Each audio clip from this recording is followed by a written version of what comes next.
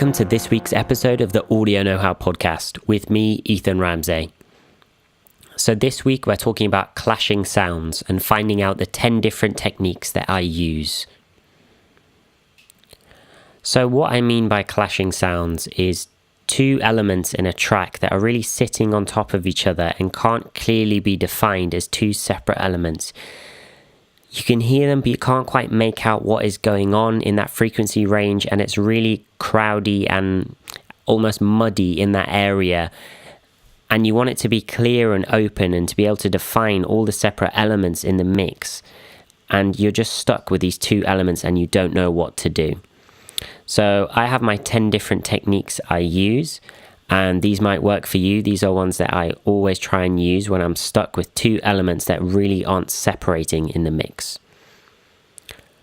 So rule number 1 is make it louder. And I know this sounds obvious, but it is very overlooked. And when we're overthinking in our mixes, we don't realize things like this. Things as easy as this can really help.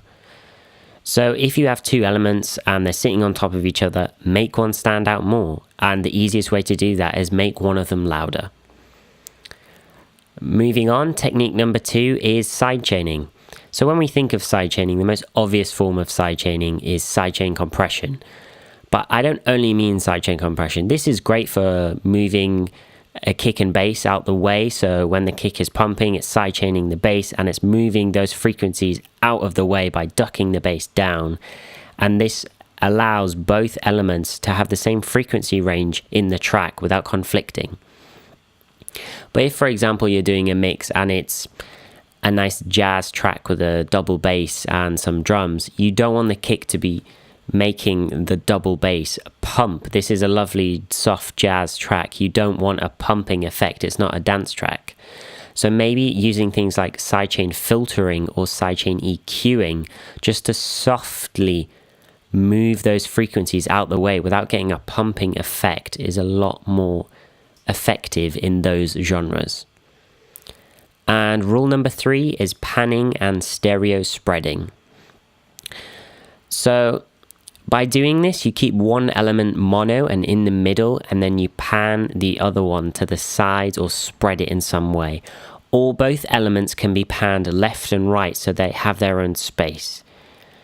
And when doing this, you need to be very careful. So firstly, don't just hard pan them left, right. Figure out where they need to be in the panning spectrum. And they have to be at the same level so your mix isn't heavy on one side, left or right. Now, if you're not sure on this, I would definitely use a meter that shows you the balance of left-right. It's always handy to do because you don't trust your ears, and knowing your ears is key because, for example, I know my left ear is my bad ear and things will sound quieter in my left ear. I just know that because I know my ears by now. It's the slightest difference, but it really does help just sometimes relying on a balance meter to just check it over. And also when throwing things out to the sides, you need to be aware that it might still be sitting on top of each other, those two elements in mono. So you need to check that.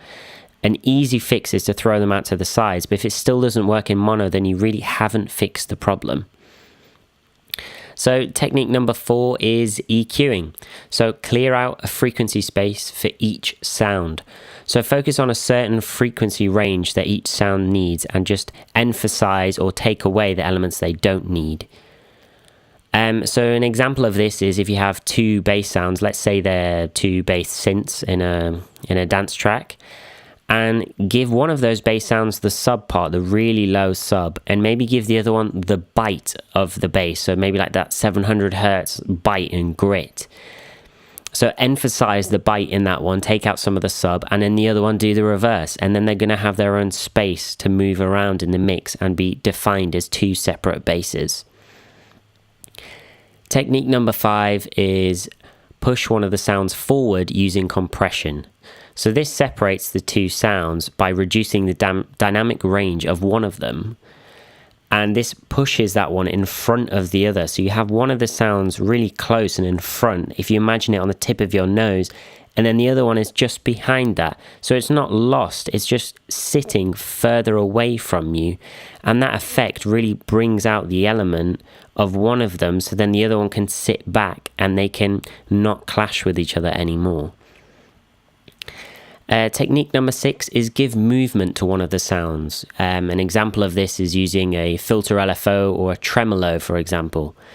And by doing this, you're giving movement to one of the sounds, so the other one is more static and the other one is moving. Like, imagine it like a walking kind of movement, and it's moving around the track, so it's not constantly clashing, because the frequency information or the dynamic content, if it's a tremolo, for example, is constantly moving up and down. So therefore, it's letting the other elements sit there behind it. And technique number 7 is a different type of movement. So it's the same kind of movement scenario, but instead using delays. And maybe think about a stereo delay or a ping pong delay. And then this is throwing it out to the sides as well, and this will move it around the other element that it is clashing with.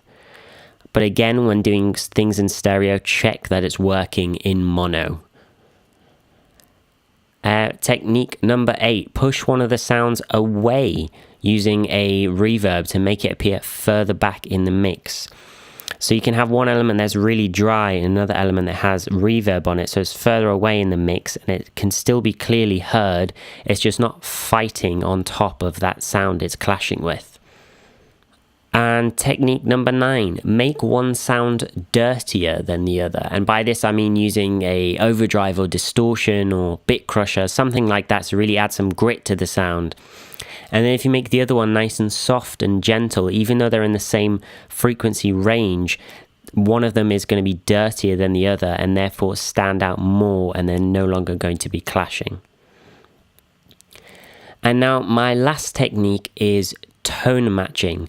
So this is a thing I've started using recently, and I found it's fantastic when a vocal is really clashing with guitars or with a piano or any kind of keys. And when you have, for example, big wide double track guitars, they really get in the way of the frequency ranges of some vocals. And EQing them with a normal EQ can sometimes take the brightness out of the guitar that you need, because they are in the same frequency range.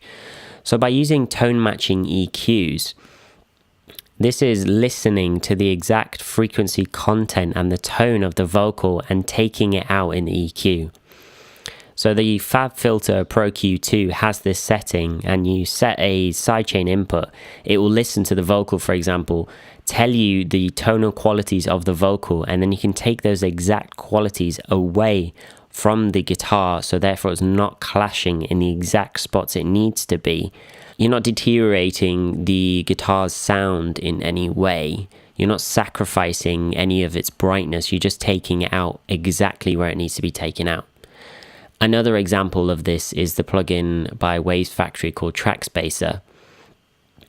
So using Track Spacer, it is basically a tone matching compressor. So it's sidechain compressing, but it's listening to the exact frequencies it needs to compress in the exact moment. So this is constantly feeding to it. The audio you're feeding to it, it's moving out the way on the audio you want it to take away from. And if you have two clashing sounds, this will instantly fix the problem. Now, it doesn't always work, because then it's going to give some kind of compression and movement to it. But with guitars and vocals, for example, it always works for me. It's a very good way when something's clashing and you really don't know what to do, and they're in the same frequency range and you don't want to sacrifice any of it. Track Spacer is a great way of fixing it. And my final piece of advice is combine all of these 10 techniques in small amounts with clashing sounds, and make sure you can have all the elements in your mix to be heard clearly, separately, so your mix is nice and open and nothing is sitting on top of each other. So all of these techniques in small amounts when needed are the key to getting rid of your clashing sounds. I hope you've enjoyed this episode with me, Ethan Ramsey. This is Audio Know-How. And don't forget to check out my social media, ask me any questions you have, and any ideas for further episodes. So thanks for listening, and goodbye.